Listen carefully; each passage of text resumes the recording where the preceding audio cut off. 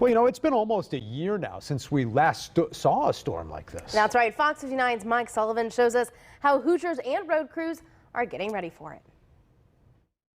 It has been some time since we've seen a storm this large, which may have some of you wondering, do I have a shovel? How about a scraper? Am I prepared?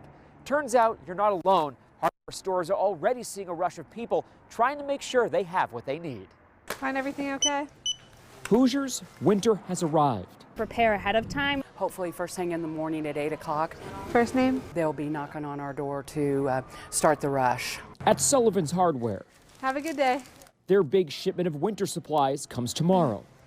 Over 200 shaker containers of salt, and we've got sleds and shovels both coming. Anything wrong with these items? Of course, we've had a lot of shipping problems, but thank goodness it's not with these items that we're looking for tomorrow. Lindy Miller is a floor manager here. She says customers seem to be picking up salt more than anything right now. They are saying that we're going to get ice first and then the snow. We can't actually get out onto the roads until after all of that rain stops. Hannah Scott Carter is with Indy DPW. It's pointless to lay material while it's raining because it's just going to wash away. With DPW hindered in their salt abilities, roads are expected to be slick.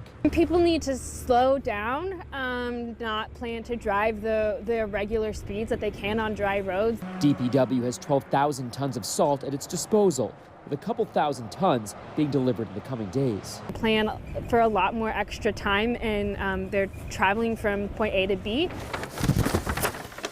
If you are making those last-minute snow emergency purchases. As they mentioned, Sullivan's is getting a big shipment of supplies in tomorrow. If you are heading out to get your own, you should do so before that weather sets in and after the after-work rush as people come to try and get what they need. In the north side, I'm Mike Sullivan, Fox 59 News.